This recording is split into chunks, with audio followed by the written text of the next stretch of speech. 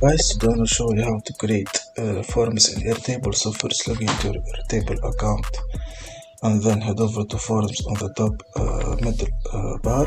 Click on forms, click build yourself. You can also set from template or AI. We're gonna stick with build yourself. So leave this table as request and deliverables. Form name, for example, my form. You choose to add this form name and hit create form. Here is your form created. You can add a description to your form. My description. You can edit all the form fields. You have set to approve it. You can also check add files for the brief, add date and date clear form. You can edit all the form elements here, really easy and quick. And when you're done, just the submit button. Also you can change the color, the font, the background, etc. So you get the idea, guys.